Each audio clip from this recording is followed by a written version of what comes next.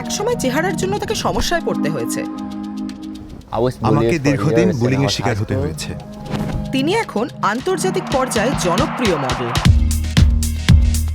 Luis ভিটো এবং সান লঙ্গার মতো ব্র্যান্ডের জন্য র্যাম্পে হাঁটেন রায়হান ফায়রজাল। প্যারিসে 2021 সাল থেকে তিনি এই ধরনের বড় ফ্যাশন শোতে নিয়মিত অংশ নিচ্ছেন। শুধু তাই নয়, ইন্দোনেশিয়ায় তিনি পুরুষদের সৌন্দর্য নিয়ে দৃষ্টিভঙ্গি আমূল বদলে দিচ্ছেন।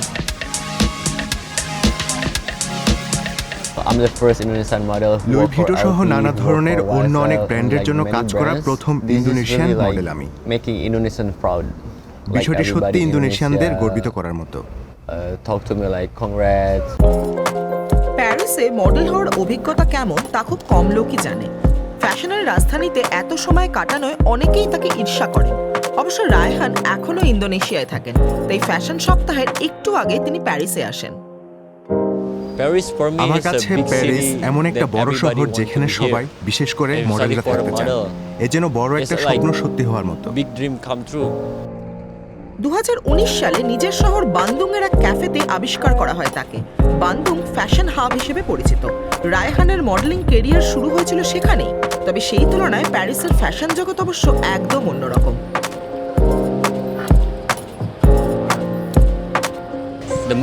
সবচেয়ে কঠিন কারণ এখানে আমার চেনা কেউ নেই। আমি ইন্দোনেশিয়া থেকে এসেছি, তাই এখানে কেউ আমাকে চেনে না, আমিও কাউকে চিনি না। এখানে মানিয়ে নিতে পেরেছি কারণ আমি মানুষদের সঙ্গে কথা বলতে ভালোবাসি, বিশেষ করে বিদেশের নতুন মানুষদের সঙ্গে। আমি বিভিন্ন দেশের মানুষের সঙ্গে সংযোগ পছন্দ করি। খুব অল্প সময়েই রায়হান একটি আন্তর্জাতিক মডেলিং এজেন্সির সঙ্গে চুক্তিবদ্ধ হন। তারপর থেকেই কাস্টিং, ফিটিংস এবং ফ্যাশন শো নিয়ে তিনি ব্যস্ত। ইন্দোনেশিয়ায় এখন অনেক তরুণের রোল মডেল তিনি। তার সাফল্যের গল্প এমনকি সরকারের সর্বোচ্চ স্তরেও পৌঁছে গেছে।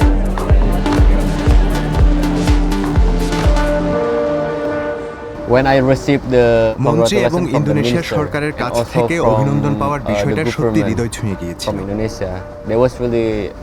তখন আবার মনে হয়েছিল আমি আমার দেশের জন্য ভালো কিছু করছি। তবে সবসময় জীবন এরকম ছিল না। অতীতে চেহারার জন্য হতে হয়েছে বুলিং এর শিকার। হাই স্কুলে পড়ার সময়, কলেজে পড়ার সময় মনে হতো লোকজন আমাকে যেন গুরুত্ব দেয় না। হাই স্কুলে বছরের পর বছর বুলিং এর শিকার হতে হয়েছে আমাকে। তার উচ্চতা এবং কালচে ত্বক তখন ইন্দোনেশিয়ার সৌন্দর্যের মানদণ্ডের বিপরীত ছিল, অথচ আন্তর্জাতিক পর্যায়ের বড় বড় ফ্যাশন ব্র্যান্ডের দর্শকদের কাছে তা পুরোপুরি ঠিক ছিল। এমন ত্বক এবং এমন অনন্য চেহারার একজন ইন্দোনেশীয় হিসেবে আমার মনে হয় প্যারিস থেকে সারা বিশ্বকে অনন্য কিছু দেখতে পারি। আমি আমার দেশের জন্য এমন কিছু অর্জন করতে চাই যাতে সৌন্দর্যের মান সম্পর্কে ধারণা বদলে যায়, যাতে সবাই তা গ্রহণ করতে পারে। তবে রায়হানের ফ্যাশন উইকের দিনগুলো অনেকে যেমন ভাবেন তার চেয়ে কম আকর্ষণীয়।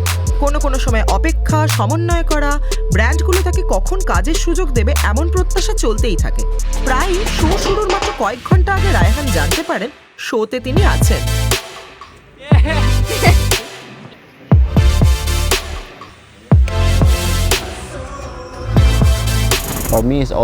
আমার মতে সবই আসলে মানসিকতার ব্যাপার।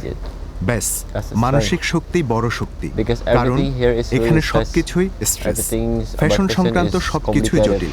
মানুষ বলতে পারে ও এটা মজা, কিন্তু ব্যাক স্টেজে থাকলে এবং একজন মডেল হলে সবকিছু আর অত মজার মনে হয় না।